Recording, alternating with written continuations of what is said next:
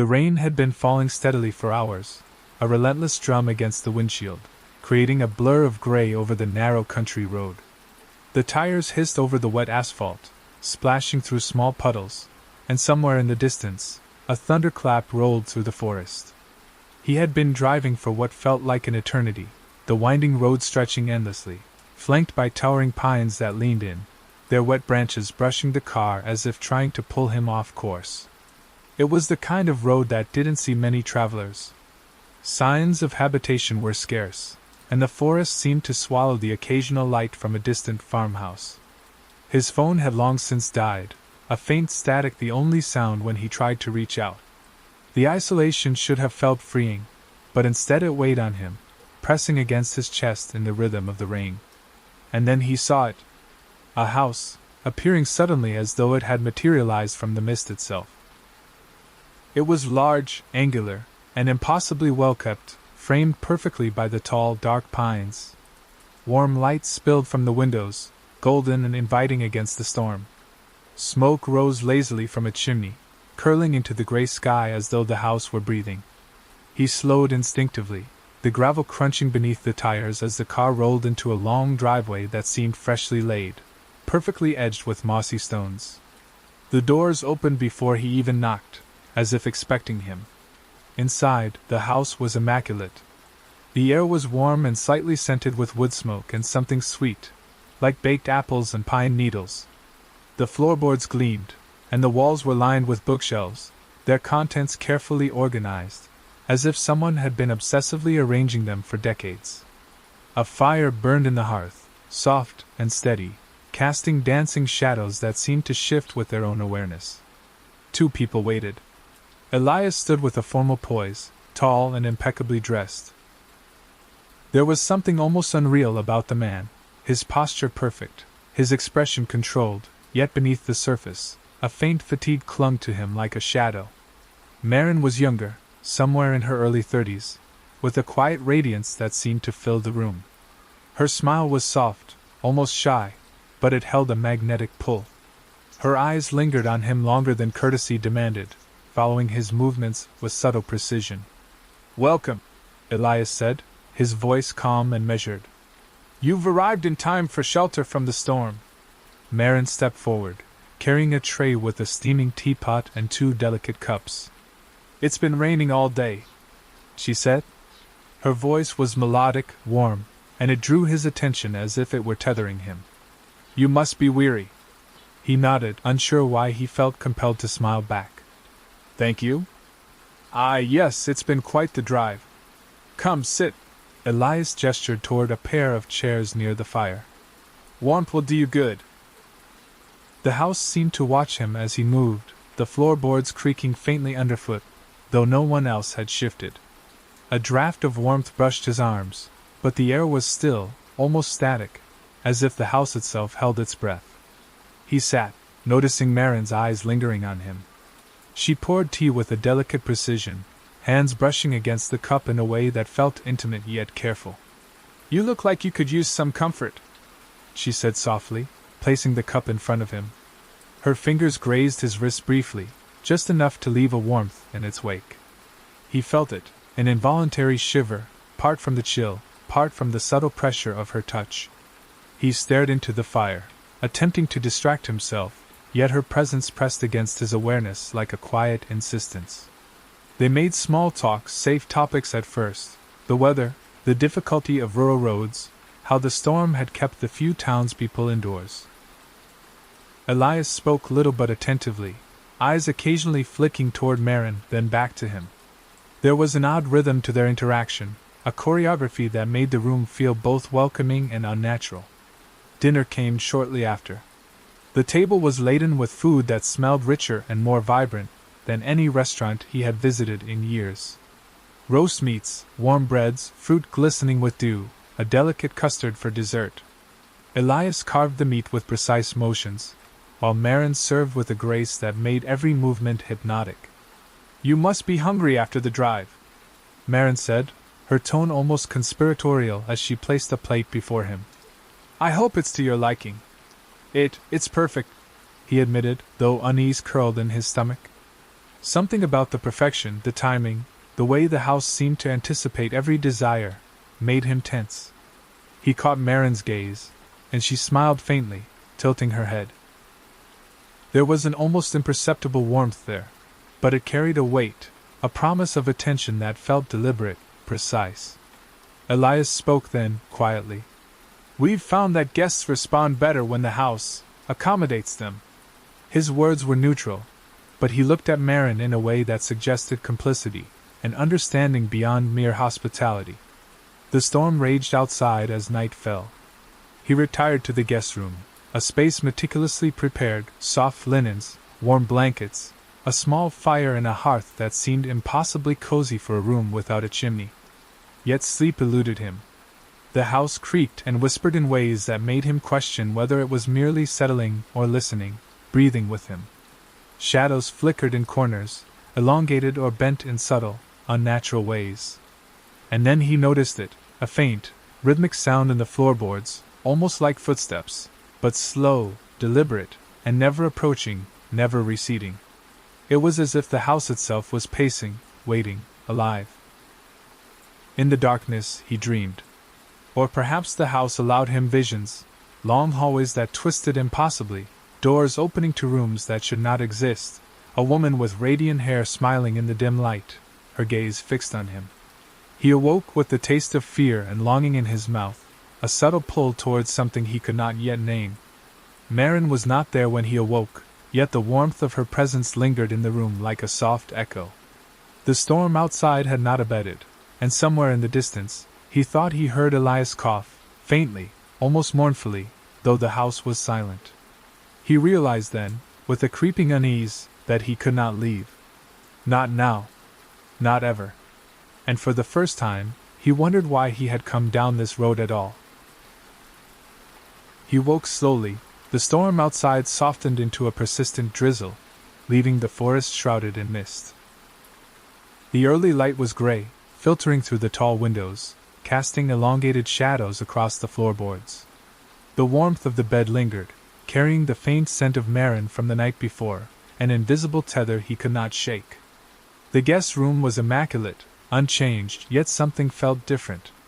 A subtle shift in the air, a faint hum beneath the floorboards, like the house had been watching him while he slept. He rose carefully, feeling the wooden floor cold under his bare feet, and noticed a small detail that had gone unnoticed yesterday. The books on the shelf were slightly rearranged, some titles turned outward as though placed for him to notice. The feeling that the house was aware of him pressed at the edges of his mind. Downstairs, the fire in the parlor burned steadily. He descended the stairs cautiously, noting how each step echoed differently than he expected, almost like the wood itself adjusted to his movements. The smell of fresh bread and brewed coffee greeted him, richer than any bakery he had ever known. Maren was in the kitchen, humming softly as she placed the table for breakfast. She turned, catching his gaze, her smile subtle but knowing. "Good morning," she said, her voice drawing him closer though she did not move. "I hope you slept well." Yes," he managed. "Thank you." The room was comfortable. His words sounded hollow, even to him.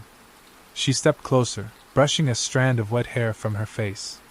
Her hand lingered near his arm, almost a touch, almost a suggestion. "I thought it might be," she replied, tilting her head. "You must be hungry." Elias appeared then, pale and slightly thinner than yesterday. His movements were careful, deliberate, each one measured. He gestured to the chair at the table, and the silence that followed felt heavy, almost ceremonial. Breakfast was served with an exacting precision. The eggs were perfectly cooked, the bacon crisp yet tender, the bread warm and fragrant. Every bite seemed to hum with care, as if the house itself had prepared the meal according to his preferences. Maren poured coffee, leaning in slightly as she did, and he felt the faint brush of her hand against his fingers. "You'll find the house accommodating," Elias said, voice calm, neutral. "It favors those who stay attentive to its ways." He nodded, unsure what exactly that meant, though a shiver ran down his spine. The way the walls seemed to lean closer, the soft creaks of the floor, the shifting shadows, it was as if the house were alive, studying him. Yet he found himself relaxing under Maren's gaze, drawn in despite the creeping unease.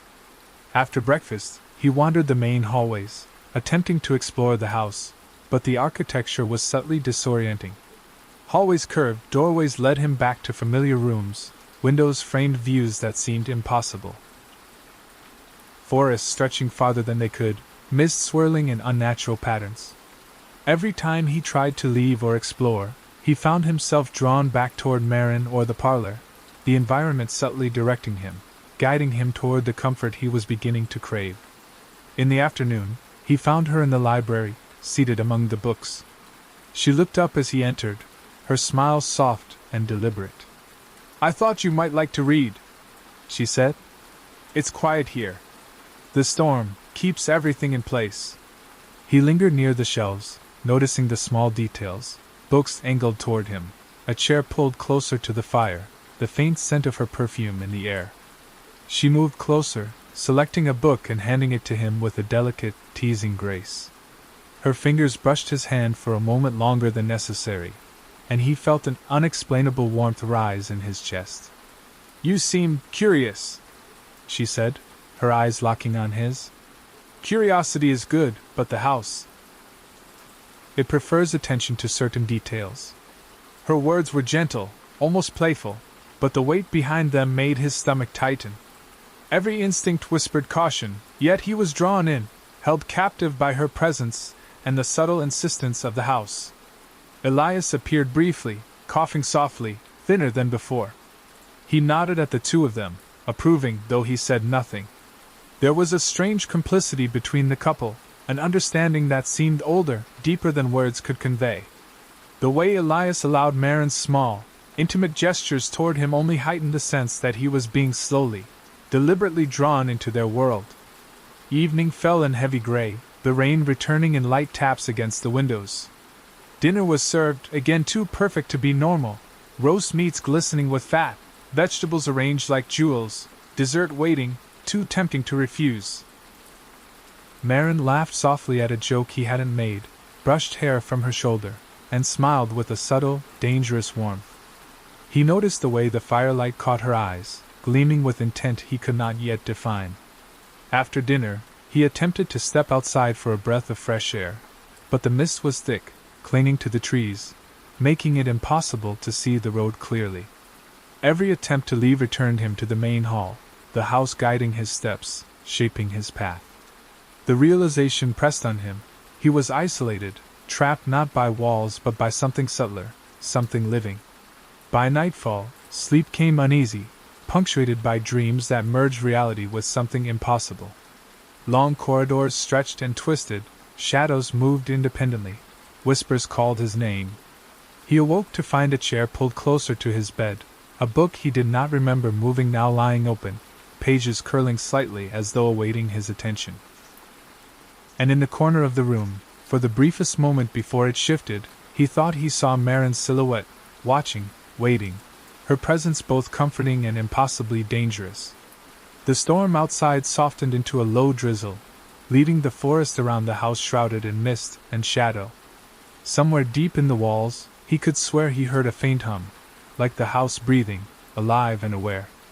He realized then, as sleep crept over him again, that he could not leave, not now, perhaps not ever. The house had begun to claim him, subtly, slowly, in ways he did not yet understand. And Maren, she was its perfect instrument, radiant, deliberate, and impossibly magnetic. Tomorrow, he would discover just how deeply the house intended to draw him in. He woke to a gray, mist-heavy morning. The forest beyond the windows was thick with fog, branches glistening from the night's drizzle, bending under the weight of water. The air inside the guest room felt warmer, heavier, carrying the faint trace of Maren, her perfume, delicate and inviting, clinging invisibly to the linens. He stretched, muscles stiff from restless sleep, and noticed for the first time a subtle shift in the room. A chair he hadn't moved now angled toward the bed, a book lying open on the nightstand, pages fluttering slightly despite the stillness of the air. The house was alive. He rose slowly, a mixture of curiosity and unease knotting in his stomach. Each step across the floorboards seemed to echo differently than before, the sound stretching unnaturally, like the house was bending time around him.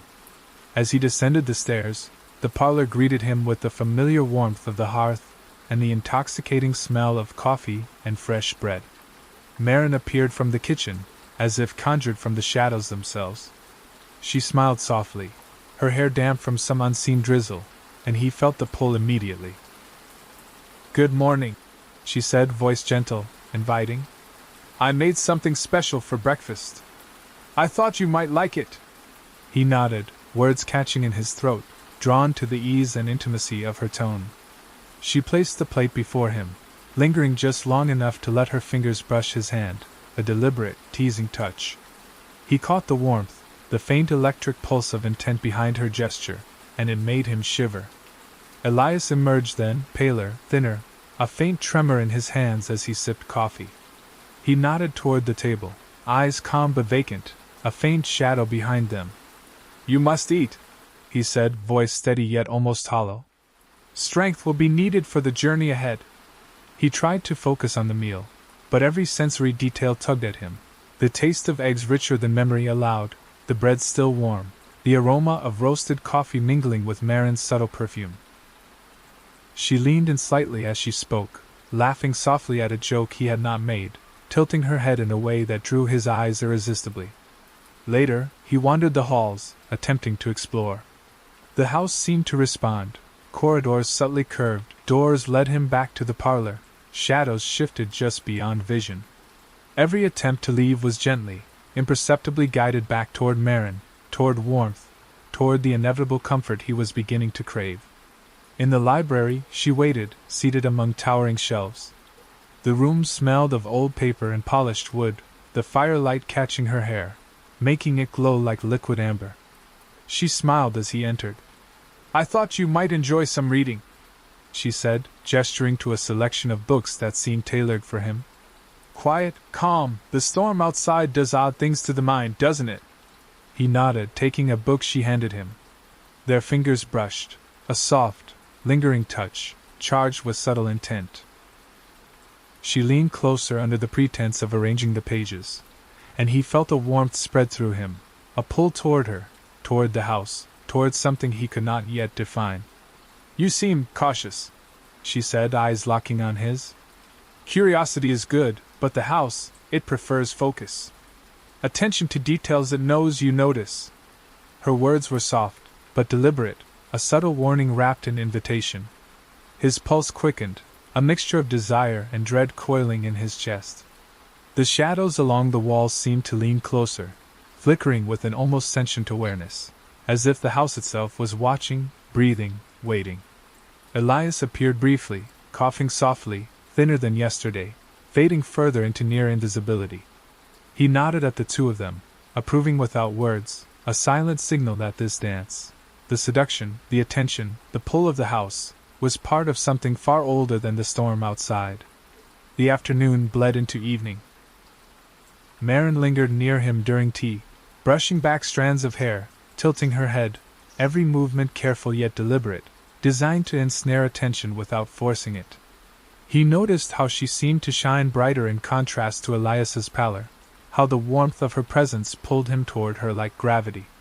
Dinner was another spectacle, roast meats, vegetables arranged impossibly beautifully, bread baked to perfection, dessert waiting temptingly. Her laughter at his absent-minded reactions to the perfection was soft, teasing, deliberate. Every gesture, every glance, every subtle touch was a thread weaving him closer to her orbit, closer to the house's invisible grip. Afterward, he tried to step outside, seeking clarity in the mist. But the world beyond the windows had changed.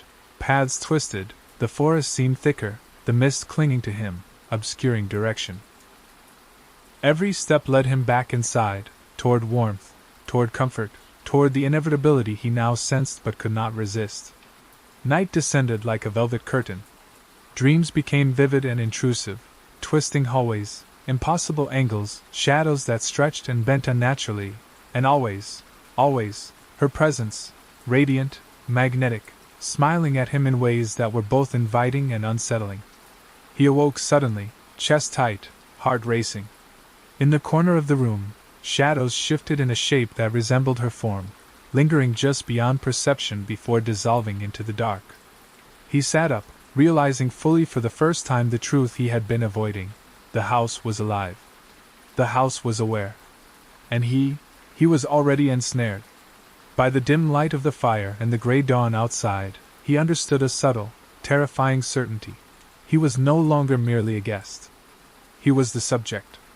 The house watched, waited, and Maren, she was its instrument, deliberate, radiant, inescapable. Tomorrow, he would feel its grip tighten even further. The storm outside had softened into a persistent drizzle, the forest beyond the windows blurred in a gray, misty haze. He awoke slowly, muscles stiff, every nerve tingling from the previous day's tension. The air in the guest room felt thicker somehow, warmer, carrying the faint scent of Maren, her perfume delicate, floral, and intoxicating, lingering as if she had never left. The chair by the bed was angled slightly toward him, the book on the nightstand now lying open, pages rustling faintly despite the stillness. A subtle pulse of awareness thrummed through the room. The house itself seemed to breathe with him, alive, watching, waiting. When he descended the stairs, the parlor was quiet. The fire burned steady, casting long, dancing shadows along the walls. Maren appeared from the kitchen, radiant as ever, her damp hair clinging softly to her neck, a faint glow in the dim morning light. "Good morning," she said, voice low and inviting. "I thought I'd find you awake by now." Her smile held a soft, deliberate warmth, and he felt himself drawn to her, inexplicably compelled to remain near. Elias appeared briefly, thinner, paler, ghost-like, moving with careful precision. He nodded toward the two of them, approving silently, his eyes reflecting some deeper understanding, some complicity. There was no jealousy, no warning, only consent. Breakfast was served, and the meal was perfection itself. Eggs, crisp bacon, sweet rolls that seemed to melt in his mouth. Maren leaned close as she passed a cup of coffee, fingers brushing his hand lightly, sending warmth along his arm. Her presence was magnetic, her energy deliberate, designed to ensnare, and he felt it, an irresistible pull he could neither rationalize nor resist. As the day progressed, the house's influence became impossible to ignore. Hallways subtly curved to guide him back toward Maren. Doorways led him toward warmth and comfort, shadows twisted in response to their movements. Every step, every glance, every moment seemed orchestrated, the environment alive and attentive. By late afternoon, the rain had softened to a mist, draping the trees in silver gray. Maren appeared at his side in the library, her movements slow, deliberate, magnetic. She picked up a book, brushing the spine with a gentle, teasing touch as her eyes met his. "I thought you might enjoy some reading before dinner," she said softly. "The storm tends to make one restless, and the house prefers company it can trust." He tried to focus, but her nearness was overwhelming. Her hand brushed his fingers again, lingering longer than politeness demanded. Her gaze held him captive, radiating warmth, subtle seduction, and an impossible promise of comfort and desire. Evening came, and dinner followed. The table was laden with dishes too perfect to be ordinary, roast meats glistening, vegetables arranged like jewels, desserts that seemed impossibly fresh and fragrant. She laughed lightly at his reactions, the sound soft and teasing, brushing a strand of hair from her shoulder, tilting her head with precise, magnetic intent. After dinner, he felt a weariness unlike before, a combination of exhaustion and something more primal. A pull toward the room he had claimed as his own, toward warmth, toward the inevitable. It was then that she appeared. Maren stepped into the guest room carrying a pillow and a folded blanket, her presence deliberate, radiant, unavoidable. "His illness keeps me awake," she murmured, voice soft, intimate. "I do not wish to become unwell myself. Would it be all right if I stayed, just for tonight?" The question hung in the air, a soft thread drawing him into her orbit. Every instinct told him to refuse, yet his body betrayed him, rooted by desire, exhaustion, and the subtle insistence of the house. She set the pillow and blanket on the bed with care, then sat beside him, close enough that warmth radiated against his arm. Her proximity was electric, every movement gentle, deliberate, coaxing attention and desire without overt force. "You're tired," she whispered. "The house likes strong company, someone who understands it." His chest tightened. Rational thought screamed caution, yet every nerve was drawn to her warmth, her scent, the subtle heat of her body brushing against him. Her hand rested lightly on his arm, fingers tracing soft, deliberate patterns. She leaned closer under the pretense of adjusting the blanket, and her lips brushed his shoulder lightly. The house responded, almost imperceptibly. The fire flared, shadows shifted, floorboards creaked in soft rhythm with their subtle intimacy. The very air seemed charged, alive, pressing in around him, urging surrender. Hours passed in soft murmurs, shared laughter, and subtle, deliberate touches. Her presence became a tether, impossible to resist. Every glance, every brush of skin, every whispered word pulled him closer, binding him to her, to the house, to inevitability itself. Sleep came slowly, but not peacefully. His dreams were vivid, twisted, impossible, long corridors bending around him, shadows stretching to touch him, and always, Maren's radiant form, smiling softly, waiting. By dawn, exhaustion and desire had merged into a single, inescapable sensation. The house hummed softly, alive, aware, as he realized fully that he was no longer merely a guest. He was being claimed, slowly, deliberately, inexorably. Elias was almost gone, a faint memory in the periphery of the house, a shadow of the man who had welcomed him. Maren, radiant, deliberate, inevitable, was the instrument of his entrapment, guiding him into the final stages of the house's design. He lay awake, chest tight, mind racing. Outside, the mist clung to the trees, thick and impenetrable. Inside, the house pulsed softly with life, patient, deliberate, waiting.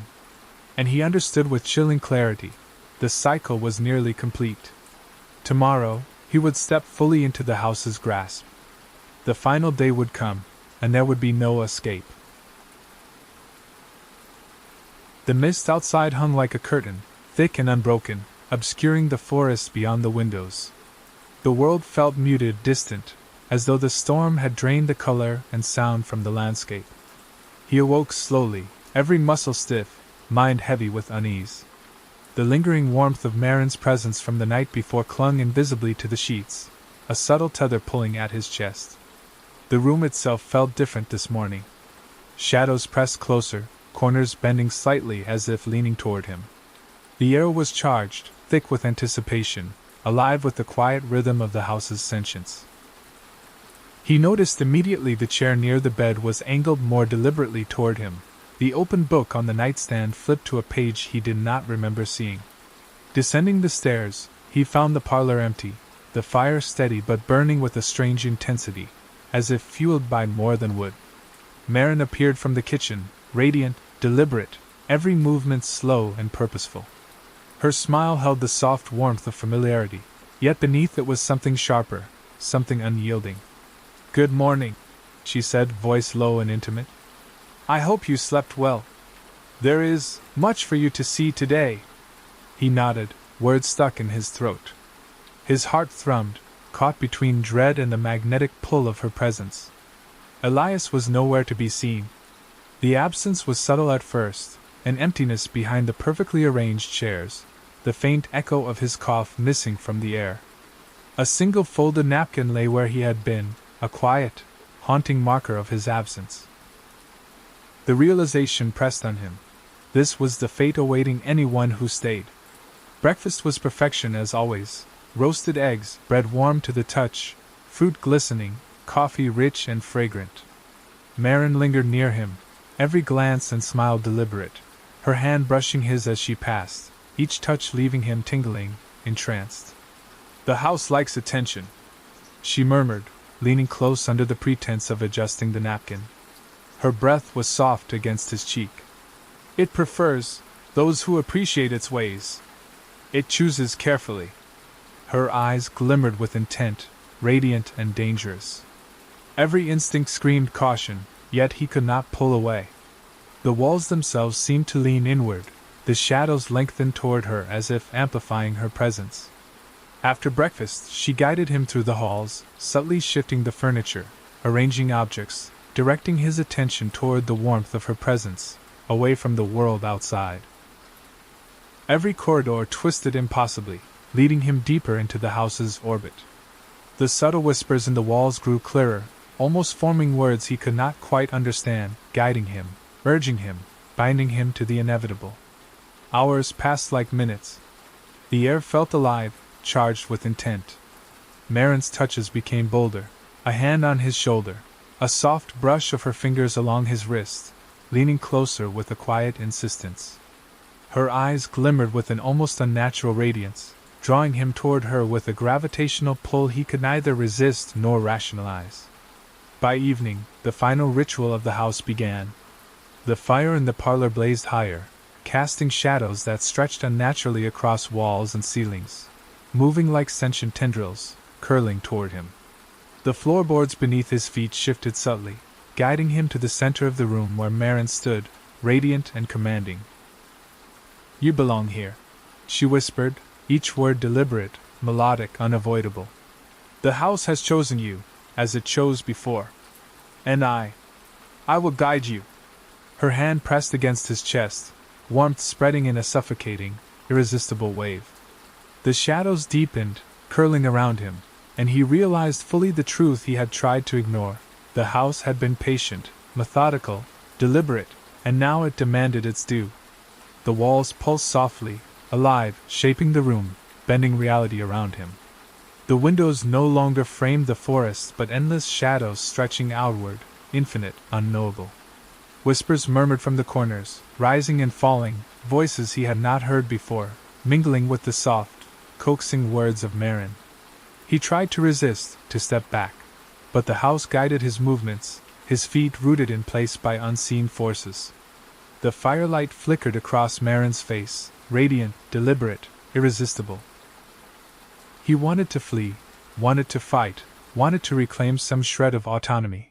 But every instinct, every nerve, every pulse of his heart was drawn toward her, toward the room, toward the inevitability that pressed down like the storm itself. Maren's hands traced patterns along his arms and chest, each touch deliberate, a delicate weaving of seduction and control. She whispered his name softly, coaxing, drawing him into stillness, guiding him toward surrender. The shadows around them pulsed in rhythm with her movements, the house itself bending to ensure his submission. Hours blurred. Time seemed meaningless. Every breath, every glance, every heartbeat was the house's design, orchestrated by Maren, whose radiant presence had become inseparable from its will. The whispers, the shadows, the firelight, the subtle caress of her touch, all combined into an overwhelming, irresistible pull. He realized with a chill certainty that he had already been claimed. Resistance was impossible, desire and fear entwined in a suffocating grip. Elias had been replaced, the cycle was repeating. And now, he was the subject, the replacement, the continuation of the house's relentless, patient design. The final moment arrived not with violence, but with an inevitability that was almost beautiful in its precision. Maren pressed close, her lips brushing his shoulder one last time, radiant and deliberate. The shadows pulsed, the walls breathed, the floorboards hummed, and he felt himself dissolve into the rhythm of the house, absorbed fully, body and mind, into its eternal orbit. When the first light of dawn touched the windows, the house was serene once more. The parlor was immaculate, dinner prepared for a guest yet to arrive. Maren moved through the halls with deliberate grace, radiant, eternal, her eyes glimmering with purpose. In the seat once held by Elias, the new occupant now sat, learning the rhythms of the house, the cycle continuing. The house had claimed another soul, patient, insistent, eternal.